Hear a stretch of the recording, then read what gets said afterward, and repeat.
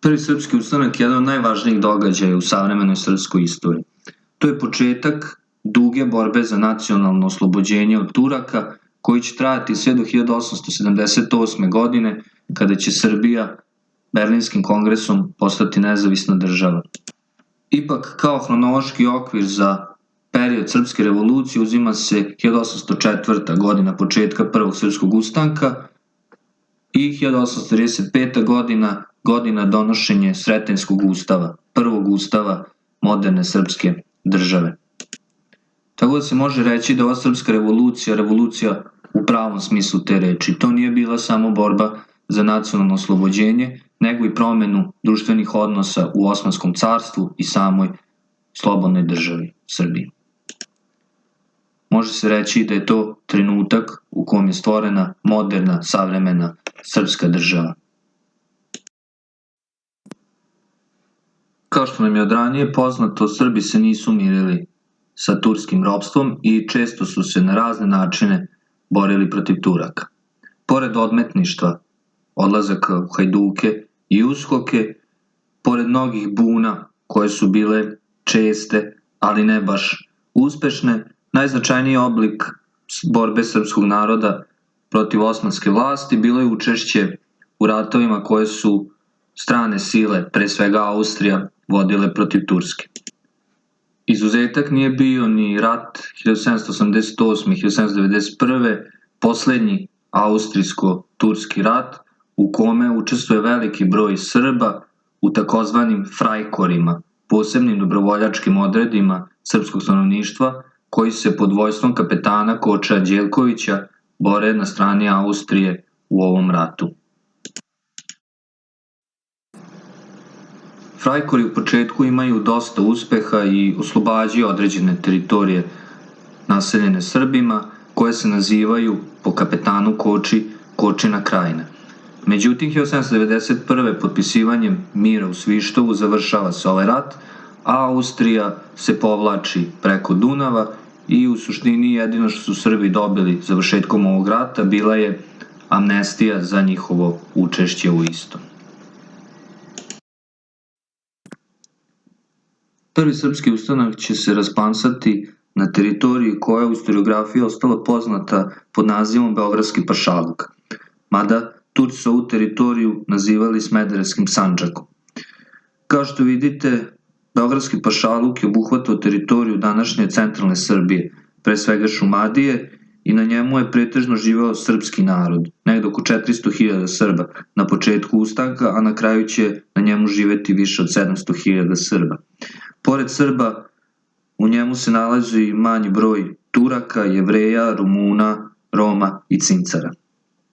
Što se Srba tiče, oni su pre svega živeli na selu i bavili se zemljoradnjom i stočarstvom, dok su u malobrojnim varošicama i gradovima pretežno živeli Turci, baveći se zanatima i trgovinom. Ipak, u to vreme sve više Srba počinje da se uključuje u trgovinu, značajno se bogate i upravo će ti trgovci, uticajni Srbi, i predvoditi srpsku revoluciju. Kao što znate, ova oblast Beogradskog pašaluka od 1718. do 1739. godine je bila pod vlašću Habsburške monarhije, kada je Beogradskim mirom vraćena Osmanskom carstvu. Da bi se zaveo red u ovoj veoma važnoj, ali vrlo nemirnoj pograničnoj provinciji, Porta je odlučila da Srbima da određenu autonomiju uvođenjem knežinske samouprave. Do kraja 18. veka ta knežinska samouprava će biti konačno uobličena u oblik koji ćemo zateći na početku prvog srpskog ustanka. Pošto je Smederevski Sandžak bio podeljen na nahije, a nahije na knežine, tako je uspostavljena i lokalna samouprava. Na selu predstavnik srpskog naroda bio je kmet, u knežini knez, a u nahiji obor knez. Pošto je bilo 12 nahija koje možete vidjeti na ovoj slici, bilo je 12 obor knezova koji su pre svega bili zaduženi za skupljanje poreza i održavanje mira i reda u nahijama. Pored ovoga, naravno, i Turci imaju svoje predstavnike u pašaluku, pre svega vezira, beogradskog vezira, koji je boravio u Beogradu i bio je zadužen za kontrolu pre svega ovih lokalnih vlasti, Takođe, Turci su imali i određene vojne kontingente u samom pašaluku koji se nalaze većinom u većim varošicama i nekolicini tvrđava širom pašaluka. U ovo vreme Srbijom upravlja jedan čuveni beogradski vezir, Hadži Mustafa Paša, koji je zbog svoje blagonaklonosti prema Srbima i zaslugama za poboljšanje njihovog položaja u Osmanskom carstvu nazivan i Srpska majka ili Srpski otac. On će biti beogradski vezir u 2 navrata, od 1793. do 1797. godine i 1799. do 1801. kada će biti ubijen i smenjen. I pored toga što je knežinska samouprava bila izuzetno značajna i u velikoj meri olakšao život srpskog stanovništva na teritoriji pašaluka, on i dalje nije bio lak. Poslednji problem u ovom periodu za srpski narod bilo je propadanje centralne vlasti u Osmanskom carstvu, čime je došlo do urušavanja timarskog sistema na kome je počivala Osmanska država. Tada dolazi do pojave koja se naziva čitlučenje, što je u stvari pretvaranje državne spahijske zemlje u privatno vlasništvo kojim upravlja Čitluk sahibija.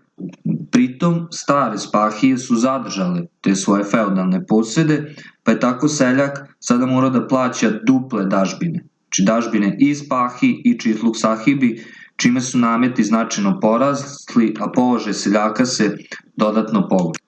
Centralna vlast Turske, pre svega osmanski sultani, pokušali su reformama da reorganizuju državu i prekinu sa ovom pojavom čitlučenja, međutim nisu uspeli. A nisu uspeli pre svega zato što nisu uspele njihove vojne reforme. Naime, zbog reforme vojske Selim III će ukinuti janičarski red, što će dovesti do pobune janičara širom Osmanskog carstva.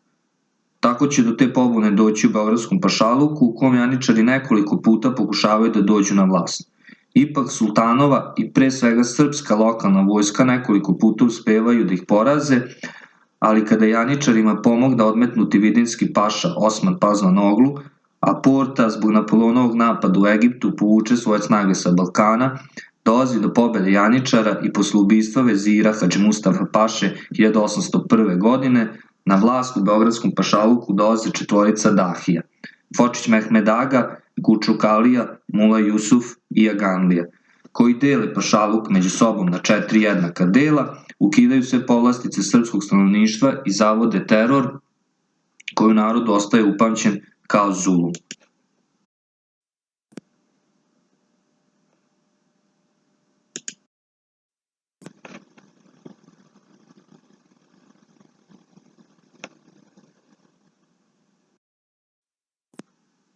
Zbog ovog turskog zuluma koji su dahije zavele, a pre svega zbog ukidanja knežinske samouprave, srpski narod je molio sultana da reši ovo pitanje i pomogne srpskom narodu, međutim, pošto sultan nije imao mogućnosti da ovaj problem reši, srpski odbor knezovi u toku zime 1804. godine započinju opsežne pripreme za ustanak protiv dahija.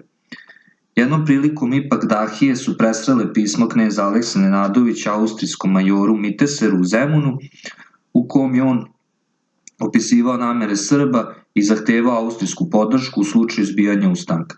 Uplašene da bi sprečili izbijanje ustanka, dahije odlučuju da poubijaju srpske vođe, pa tako tokom 4. sve do 11. februara sprovode seču knezova, kada je ubijeno oko 100 najviđenijih Srba, među kojima i sam Aleksa Nenadović i neki drugi. Ipak, mnogo njih je uspelo da se izvuče, a među njima verovatno najznačajnije bio Karađorđe, čiji je biograf pisao da su Turci došavši k njemu da ga saseku kao i druge, on ih rasteve, pobegne i sazva stanoja. Prvi dan njih 4 su bila, 3. dan 9, 7. dan 300, a 10. 3000 skupili se govoreći: ako nam je po samom ginuti, neka u gomili ginemo. A Karađorđe, koji inače od ranije poznat kao veliki borac protiv Turaka, govorio je da je došlo vreme da se hrišćanski narod oslobodi turskog ropstva.